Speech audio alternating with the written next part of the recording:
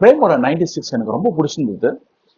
அடுத்து பிரேம்கிட்ட இருந்து என்ன மாதிரியான ஒரு படம் வரும் அப்படின்னு ரொம்ப ஆவலா இருந்தேன். அப்போதான் வந்து மெய்யழகன் போஸ்டர் பார்த்தேன். அரவிந்த் சாமியும் கார்த்தியும் வந்து சைக்கிள்ல போற மாதிரி ஒரு போஸ்டர். ஒரு ரெண்டு மிடில் ஏஜ் மக்களோட ஸ்டோரி என்னவா இருக்கும் அப்படின்னு ரொம்ப ஆவலோட இருந்தேன். படம் ரிலீஸ் ஆயிருக்கு. தேட்டர்ல போய் பார்த்தேன். படம் வந்து 96 மாதிரி இருந்துச்சா, ஒரு எமோஷனல் டிராமாவா, இல்ல என்ன மாதிரியான கதை அப்படின்றத பத்திலாம் நம்ம இன்னைக்கு ரிவ்யூல பார்க்கலாம். நம்ம சேனலுக்கு இதான் ஃபர்ஸ்ட் டைம் வரீங்க அப்படின்னாக்க மறந்துடாம சப்ஸ்கிரைப் பண்ணுங்க. இந்த படத்துல பரபரப்பான கதையோ பயங்கர ட்விஸ்ட் அண்ட் டர்ன் நிறைந்த திரைக்கதையோ கிடையாது. ரொம்ப சாஃப்டான ஒரு எமோஷனல் டிராமா. நம்ம வந்து வாழ்க்கையில, தினசரி வாழ்க்கையில நம்ம வந்து பார்த்தும் பார்க்காம கடந்து போகிற விஷயங்களை, அதுல இருக்கிற சின்ன சின்ன விஷயங்களையும் நம்மளுக்கு வந்து சுட்டி காட்டி, அதை வந்து ரொம்ப அழகா காட்சிப்படுத்தி நம்மளுக்கு வந்து ஒரு ஒரு எமோஷனை வந்து நம்மளுக்கு கடத்துறாங்க.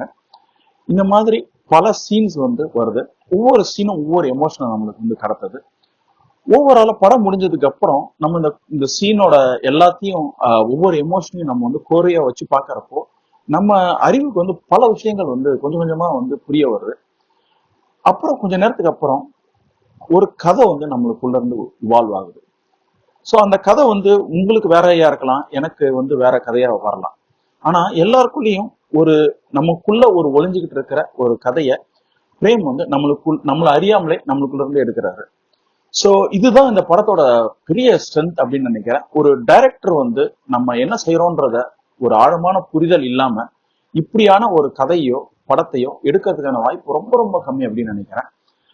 அதே மாதிரி பிரேம் ஆப்ரேட் பண்ற ஸ்பேஸ் வந்து ரொம்ப கம்மி டைரக்டர்கள் தான் வந்து இப்படி ஒரு ஸ்பேஸ்ல கான்பிடென்ட் ஆப்ரேட் பண்றாங்க. இப்படி ஒரு டைரக்டர் தமிழ் படத்துல இருந்து வந்ததுல எனக்கு வந்து ரொம்ப சந்தோஷம். பிரேமோட கதை சொல்ற விதத்துல நிறைய ஸ்ட்ரென்த் இருந்தாலும் ஒரு விஷயத்த அவர் வந்து கொஞ்சம் கவனிக்கணும் அப்படின்னு நான் நினைக்கிறேன். கும்பகோணம் நான் போயிருக்கிறேன், தஞ்சாவூரும் போயிருக்கிறேன். ரொம்ப அழகான ஒரு இடம். அத வந்து அந்த அழக ஃபுல்லாத்தையும் ஆடியன்ஸ்க்கு வந்து கடத்துறதுல அவரோட படத்துல வந்து அவ்வளவு தூரம் ஸ்ட்ராங்கா இது வரைக்கும் நடக்கல அப்படின்னு நினைக்கிறேன். ஒரு கதை நடக்கிற இடத்த, அந்த லொகேஷனை காட்சிப்படுத்தினாக்க, ரொம்ப அழகா காட்சிப்படுத்தினா அது வந்து படத்துக்கு வந்து ஒரு பெரிய ஸ்ட்ரென்த்தா இருக்கும் அப்படின்னு நினைக்கிறேன். சமீபத்துல வெளியான வாழை, கிஷ்கிந்தா காண்டம், இந்த ரெண்டு படமும் அந்த வேலையை ரொம்ப அழகா செஞ்சிருந்தது. வரப்போற படங்கள்ல பிரேம் வந்து இதுல கவனம் செலுத்தி இதை இன்னும் கொஞ்சம் அழகா பிரசன்ட் பண்ணாருன்னா அவரோட படங்கள் வந்து இன்னும் மெருகேறி இன்னும் நிறைய ஆடியன்ஸ் ரீச் பண்ணும் அப்படின்னு நினைக்கிறேன். இந்த படத்துல வந்து ஒரு ஜல்லிக்கட்டு பத்தின ஒரு காட்சிகள் இருக்கு. அது ரொம்ப பரபரப்பா எல்லா விதமான ஆடியன்ஸையும் வந்து அட்ராக்ட் பண்ணும் அப்படின்னு நினைக்கிறேன். ஏன்னா அதை வந்து ரொம்ப அழகா காட்சிப்படுத்தி இருக்கிறாங்க.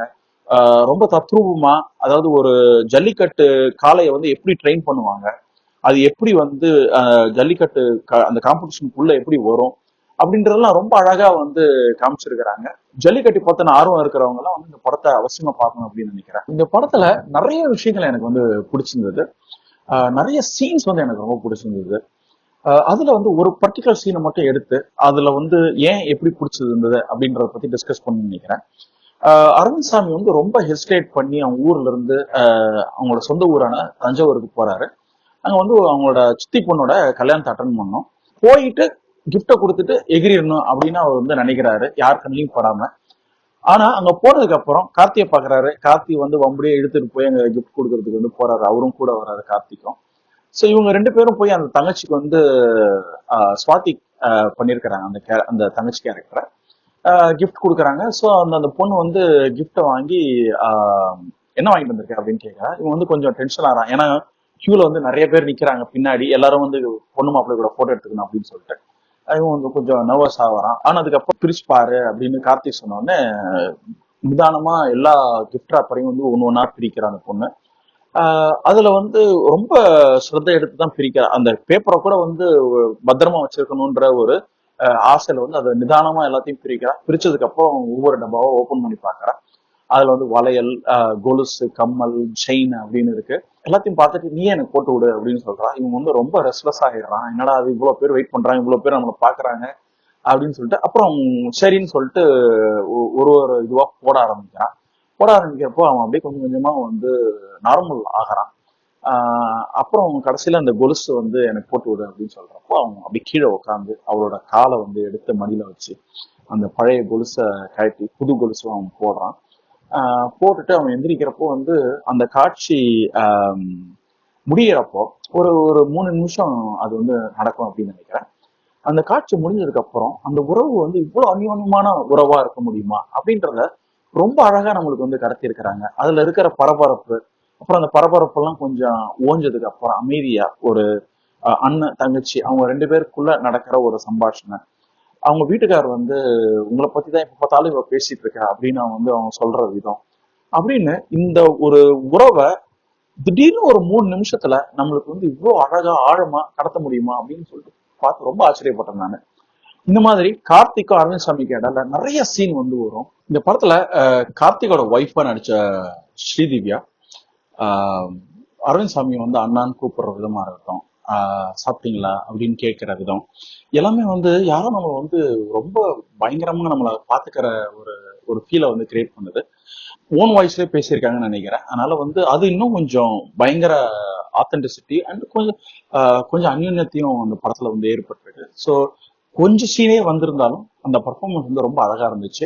படம் ஃபுல்லா வர்ற கார்த்திக் அண்ட் அரவிந்த் சாமியோட பர்ஃபார்மன்ஸ் இது வந்து இவங்க 2 பேருமே இப்படி ஒரு பர்ஃபார்மன்ஸ் இது வரைக்கும் அவங்க பண்ணதே இல்லை அப்படின்னு நினைக்கிறேன். ரொம்ப அழகா பண்ணியிருக்கிறாங்க. அரவிந்த் சாமி வந்து ரொம்ப கேஷுவலா நடிக்கிற விதமா இருக்கட்டும், கார்த்திக் வந்து அவருக்கே உரித்தான அந்த பயங்கர பரபரப்பா பேசுற விதம், அப்புறம் அங்கங்க வந்து ரொம்ப பாசமா வந்து அரவிந்த் சாமி மேல பாசமா இருக்கிறது அப்படின்னு சொல்லிட்டு அந்த படம் ஃபுல்லா வந்து 2 பேருமே போட்டி போட்டு நடிச்சிருக்கிறாங்க. அப்புறம் ஒரே சீனே வந்துட்டு போற கருணாகரன் பஸ் கண்டக்டரா, அப்புறமேல் வந்து சித்தப்பாவா வந்து ராஜ்கிரண் அப்படின்னு எல்லாருமே வந்து அவங்களுக்கு கொடுக்கப்பட்ட காட்சியை பயங்கரமா ஸ்கோர் பண்ணியிருக்கிறாங்க.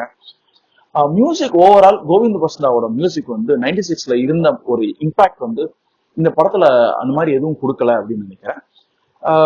அதை தவிர்த்து பார்த்தோன்னா இந்த படத்துல எல்லாமே வந்து ரொம்ப சூப்பரா இருந்துச்சு. சரி நிபல், இந்த படம் எப்படி இருந்தது? தேட்டர்ல போய் பார்க்குற அளவுக்கு ஒர்த்தான மூவியா அப்படின்னு கேட்டீங்கன்னாக்கா, இந்த படம் வந்து ஒரு ரொம்ப சாஃப்டான இமோஷனல் ட்ராமா. சின்ன வயசு நண்பர்கள் 30 வருஷம் கழிச்சு மீட் பண்றாங்க. ஒரு ராத்திரி ஃபுல்லா 2 பேரும் வந்து தண்ணி அடிச்சுட்டே பேசுறாங்க. பல இன்சிடென்ட் பத்தி பேசுறாங்க. ஒவ்வொரு இன்சிடென்ட்டும் ஒரு ஒரு விதமான எமோஷனல் கனெக்டை நம்மளுக்கு வந்து அந்த படத்து கூட ஏற்படுத்துது. அப்படியே வந்து நிறைய எமோஷனல்ஸ் வந்து கோர்வையா கோர்த்து ஒரு படமா சொல்லியிருக்கிறாங்க. இது வந்து ஸ்லோவா மூவ் ஆகிற எமோஷனல் டிராமாவா அப்படின்னு கேட்டீங்கன்னாக்க ஆமா. இந்த படத்துல வந்து ஜல்லிக்கட்டு சீன் கொஞ்சம் வருது. அந்த ஜல்லிக்கட்டு காளையை அடக்கிறது, காளையை ட்ரெயின் பண்றது அப்படின்னு சொல்லிட்டு அந்த பகுதி வந்து ரொம்ப பரபரப்பா இருக்கு. அது இல்லாம இன்னைக்கு கரண்ட் அஃபேரா நடக்கிற எல்டிடிஇ, அப்புறம் வந்து தூத்துக்குடி இன்சிடென்ட் இதெல்லாம் வந்து கொஞ்சம் கவர் பண்றாங்க. அது இல்லாம தஞ்சாவூர்ல இருக்கிற ஒரு பழைய ஹீரோ ஸ்டோனை பத்தின ஒரு இன்ட்ரெஸ்டிங்கான ஸ்டோரியும் சொல்றாங்க. இந்த மாதிரி எமோஷனல் டிராமா மட்டும் இல்லாம இன்னும் நிறைய விஷயங்களை ஆட் பண்ணி இந்த ஸ்டோரியை வந்து ரொம்ப அழகா நம்மளுக்கு வந்து ப்ரெசென்ட் பண்ணி இருக்கிறாங்க. உங்களுக்கு ஒரு எமோஷனல் டிராமா பிடிக்கும் அப்படின்ற பட்சத்துல இந்த படத்தை அவசியமா தேட்டர்ல போய் பாருங்க. இந்த ரிவ்யூ உங்களுக்கு பிடிச்சிருந்தனாக்க லைக் பண்ணுங்க, ஷேர் பண்ணுங்க, சப்ஸ்கிரைப் பண்ணுங்க.